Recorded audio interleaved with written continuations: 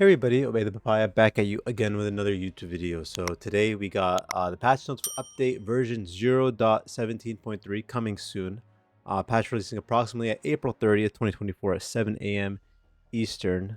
I assume that's Eastern actually. I don't know when this is. Basically it's gonna come out tomorrow. So patch notes, let's get straight into it.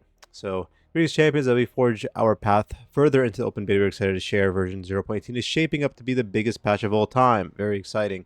You have to wait a little longer to learn about the behemoth of the update. So now it's version 0.17.3. Such a big patch on the horizon, this update is admittedly a smidge smaller than we'd liked, which it is. But it's a good patch. I actually am a fan of this patch. I like what they did with balance. Not necessarily who they balanced, but I like how they did it. We'll get into it. So store news. So skin variants. Oh, that's cool. How did that happen? What happened? What happened? Oh, I just made a new tab. Okay. Skin variants. Cobalt Shogun Wraith variant. Exactly what they sound. Alternative skin versions of a skin. Some subtle changes, just color tweaks or light texture changes. Not all skins will be getting variants. And to start, we're only releasing them in the updates bundles just while we get things set up and rolling. Rest assured, we are excited to expand this concept as time goes on. Alright, so that's kind of nice, the variant skins. This is, in my opinion, better. I think it matches the skin more than the pink. This might match the white. Because the pink, in my opinion, doesn't show much. It's kind of ugly. I like it, but they could have done better. This type of blue color matches the white better. I think it sinks in to your eyes, you know, so that appears a lot better. New skins, Rogue Kalari. Now this is a pretty cool skin. They made the dagger have like a red tint to it, but honestly it's a Kalari with a cape skin. I'm curious to see the level of animation. Do they change the ultimate animation? That'd be pretty cool. But I hate this character. Y'all know I hate this character, so I don't care. Sparrow, Rogue Sparrow. We got the same thing with animation. These guys are both epic skins. So these are on the 1600 platinum cost. So about $15 US dollars. I think the same thing for Europe, euros. So whatever 15 USD is basically the cost of these skins. Cyber Operative Shinbi. Command authority among fans and foes of Shinbi's new Cyber Operative skin. Rare. Now, it does look like she's wearing a diaper, to be honest with you. I kind of dislike this, me personally. I think that she probably needed some latex and like latex, you know, clothing or something, and it would look freaking fire. But I think she just looks like a baby. I think she's just a baby. I can't zoom in anymore. Yeah, she just looks like a baby with a diaper. But yeah, rare skin, so I think this is in the $10 range. Bundles, Rogue Kalari bundles. You got the bundles here. I'm not gonna really go over them too much. Y'all saw it. I don't care about pay stuff. I'm gonna try to make this a thing. I don't care about paid stuff. Okay, we're just gonna kind of go over it. Shogun Wraith bundle skin. I don't care about the paid stuff. New feature tab. Looking for the best deals. Don't want to miss out. Oh wow. Okay, more paid stuff and early access. I don't care. Hero balance changes. All right. Argus. Argus is getting a change to its passive. The damage multiplier decreased from 40 to 35%. This is gonna be pretty strong. This is gonna reduce DPS on like Fangtooth and Prime, which has been insane. If you watch any of my videos when I play Argus, he absolutely melts Fangteeth and Primes, and he has infinite mana to do so. This is gonna help a little bit. This is what, like 5 times 48. It's like an eighth percent nerf. It's not necessarily, you know, it's not that drastic, but it helps a little bit. And you know what? I think this character is still broken as heck. It is what it is. But so the reason why, like I said, I like this patch and the nerfs and buffs and whatnot is because they actually do a nerf and per character and a buff per character. As in, they're only nerfing him. They're only buffing him. That's what I like to see. I don't like when they nerf a character and they buff him somewhere else. Don't do that. Devs, stop doing that. When a character's overpowered, you just cut them down and that's it. And then you see how it is and then you change them. I don't like that because then you're going to cause more issues with balance. You're taking it away and then putting a buff over here. Like that's dumb. I like this patch because of that. Gideon. So because of the previous quality of life change with Gideon, that's when his ultimate goes off. I don't understand this, to be honest with you, but it provides greater responsiveness on initial cast. The reliability of its damage output was increased. Due to this, black hole is receiving a hit to its scaling to ensure its damage is not overbearing in late game team fights. It is needed, it's been needed, but I don't understand why the quality of life is the reason why it was needed. So I'm a little confused by that in terms of the reasoning, but it's good. I like this. Grim EXE is getting some changes. Still finding his feet among the roster despite his general damage output matching up well to the rest of his roster. His general immobility leaves him extremely vulnerable to a range of threats. To help mitigate some of these general weaknesses, Grim is receiving an increase to their movement speed and early damage and durability, as well as seeing the window of defense provided by Deflector Shield extended. Alongside the GTFO, that's his ultimate, may now be targeted while in mid-air. That's actually pretty nice. So let's keep going. Movement speed increased from 645 to 655. Health increase from 610 to 625, so he's getting some changes there. Those are pretty nice. Health growth increased from 98 to 100. That's health growth, remember. Also shows you how much per level you usually get in HP. It's pretty drastic. Physical armor is increased 24 to 26. That's a big deal. Remember, as armor rating is lower, it impacts more. So that is a big deal. Doesn't seem like we're getting any growth or anything. Displacement Blast is his primary ability. Damage increased from 90, so they basically added 5 in the beginning, and then they scaled it up to 15, and they increased the bonus power scaling to it, so more AD based, or PP based physical power. Normal mode projectile speed decreased though. That's a little bit weird though. Normal mode projectile speed is decreased. I'm a little bit iffy on that. I don't know why they did that. That seemed way. It seems like a nerf. Why, right? Deflector shield alternate cooldown decreased from 26 to 24, so 2 seconds across the board. Duration increased from 1 to 1.5. The duration is nice, but the problem is this shield, it takes a second for it to actually be activated. That needed to be adjusted. If they did the 1.5 and they did that, it would be more beneficial. GTFO can now be cast in midair. I'm still disappointed in this character overall because there's just better, like even if I see all the stat changes, there's a better carries than him. That's it. What needed to be done is his his alternate ability, when active, should give him a 30% movement speed increase for a little bit to at least allow him some pressure to go in and out. And they just need to cut down his model size. His model size needs to be like 30% smaller. It's too big. Paragon didn't do a good job on his kit. You know, we shouldn't be following Paragon's design on this. They need to cut down the size, in my opinion. But it is what it is. We'll see how it is. Maybe I'm wrong. You know, I definitely. Grux's potency in the early stage of the match continued to allow him to bully out the variety of matchups for a minute one with little room to counterplay. Due to this, his double pain is seeing a reduction in damage that ensures early trades are more in line with the heroes. Double pain, that's his alternate ability, is decreased by half early, which is honestly pretty good. I like this. This is kind of where the issue, in my opinion, on Grux. But it's also his bleed. He bleeds a lot. But once again, you guys saw my tier list video. He's not that strong. He's only strong in lane, really. That's kind of it. You know, that's it. Just play safe until 6, and then that's it. He kind of falls off the majority of offlaners. Don't get him fed early. Iggy and Scorch. Flame turrets struggle to feel relevant enough in many scenarios due to their lower damage output to reinforce the existence of a valuable asset. Iggy, to place and protect, we are further increasing their damage while making them more accessible in the early game at reduced mana cost, better allowing him to push up his turret line with multiple placements. Flame turret primary damage increased from 12, 19, 26, 34. I mean, they're buffed into late game.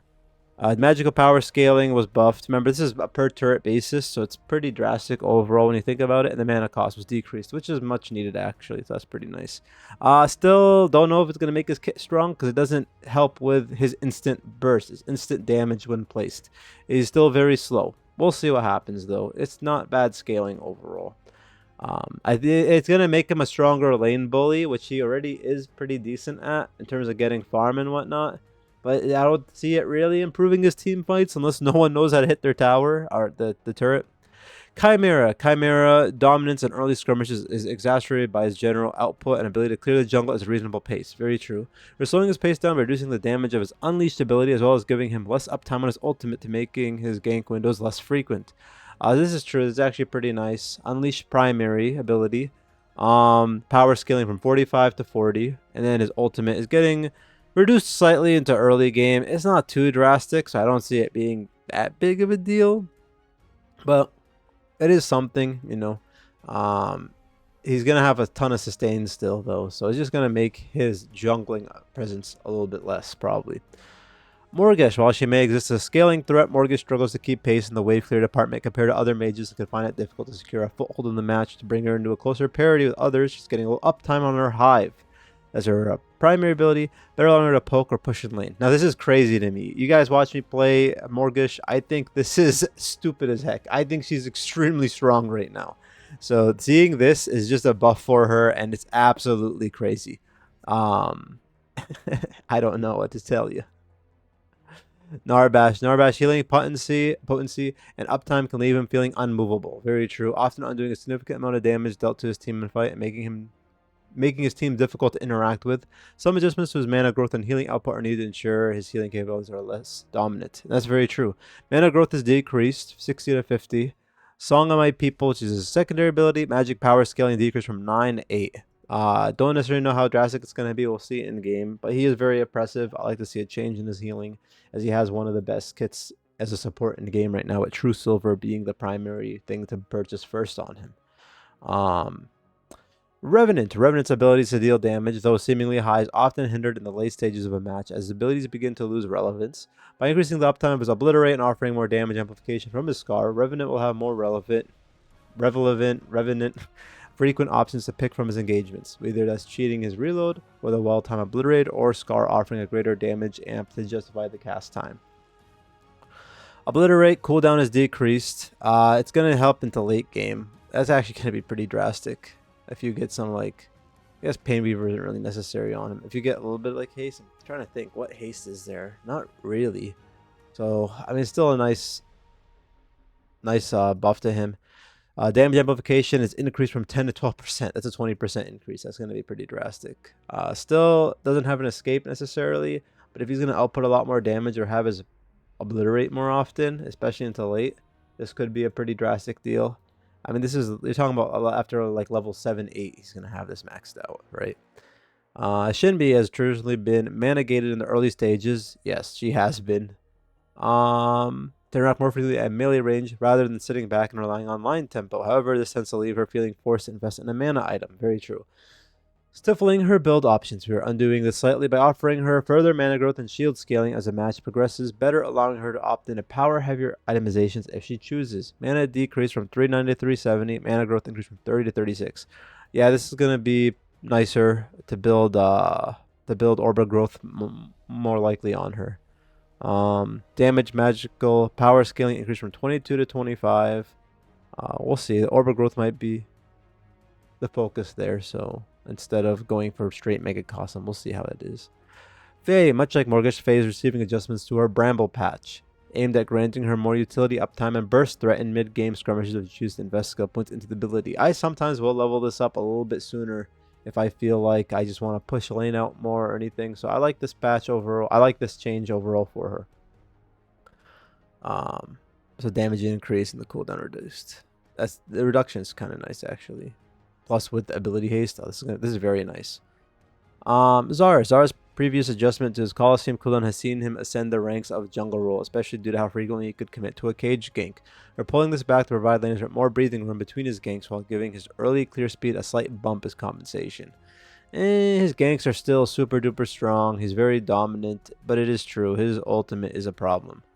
130 to 145, 120 to 125. So it gets a little bit better into late game, which is a little bit of a con. I don't know why they did that.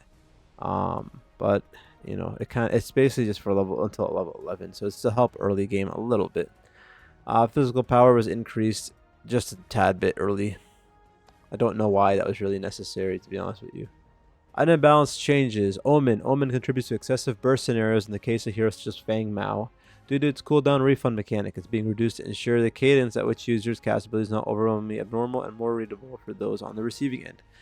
So they're reducing the refund on non-ultimate abilities to 2 seconds to 1.5 seconds. Now, I don't know if this fixes the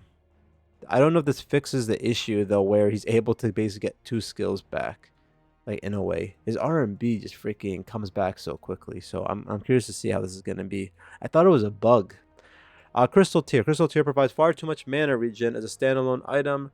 often resolving all of its wielders' mana issues on purchase without needing further investment in the stat. As such, it's losing some effectiveness. This is actually a big deal. This is an indirect Narbash nerf. So this is really good, as it is one of his best items to build, and strong for phase as well too. So this is pretty good. Jungle balance changes. It's just There's something with Mini Prime. Previous change to Mini Prime's durability to slightly offset the increased kill speed from the removal of the damage reduction debuff was not implemented correctly, with its health remaining at old values. This has now been resolved. Health increased from 4,800 to 400 to 5,200 to 500. So he's going to be tankier. Interesting. So it's going to make it a little bit, ever so slightly, a little bit harder earlier to take it. Good for against Chimera. Bug fixes. All right, we're going to read out all the bug fixes right now. So bear with me. Fix an issue that would cause the user to be unable to skip forward or to a specific time in the replay mode. Fix an issue where console users would not receive dodge bans correctly. Fix an issue with Greystone Sacred Oath that prevented it from damaging towers or applying fully with critical strikes. Fix an issue where Steel Shield Wall would not correctly block Iggy's flame turret projectiles. Fix an issue that would cause a navigation lockout when entering incorrect text in the in-game shop. Fix an issue where the title screen would crash repeatedly after disconnect event. Fix an issue where support crush charge orbs would not display around the user. Fix an issue where sprays would appear distorted on dusk inhibitor pads. Fix an issue on console where social notifications would have their inputs to remain on screen after they expire. Fix an issue where roll bundles could display a stretched image. Fix an issue where the Dawn Side 4 camp could become stuck in nearby terrain. This is very good. That was such a problem. Fix an issue where account reward notifications would remain on screen if not closed via prompt. Fix an issue where river bugs could be unintentionally killed when standing on mid lane ledges. That's good. Fix an issue where users could lose functionality when disconnecting in the pre-match loading screen and reconnecting afterwards. Good.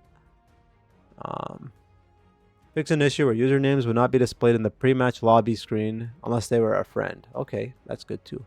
Fix an issue where monsters could leave a lingering hitbox upon death, blocking other monsters. Hey, that's also probably part of that issue with the 4 camp. Fix an issue where tier 1 and 2 components would not automatically show when called from the in-game shop search bar. Fix an issue where the builds into section of the in-game item shop would not update correctly after purchasing a recommended item on controller. Fix an issue where Mortgage's Richter doll could incorrectly extend its chain. Fix an issue where Phase's energy lance would show the incorrect targeting range. Fix an issue where projectiles would play the correct VFX, SFX, but the ability effect would not always apply as expected. This is actually kind of nice. I've noticed this a lot.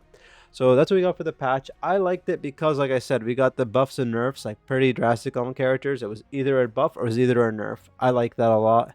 That's kind of what I do want to see mostly in Pred. I would like to see Grim get a change, but we haven't really seen any kit design changes ever, even applying like CC to something. So I doubt we're going to really see anything. They're just going to keep it and change the numbers.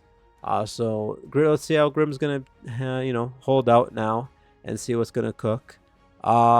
Other than that, I'm waiting for version 0.18. I want that patch, that big patch. I want people to have a 3v3 mode. Hopefully that comes out during then. I want the item changes. I think that'll be super cool. But yeah, so this is the version 0.17.3 patch. Let me know what you guys think in the comments if you enjoyed. If you enjoyed the video, if I sucked, let me know that I sucked. But yeah, on that note, take it easy. Have a good one. Good luck in your games. I'll catch y'all later. Peace.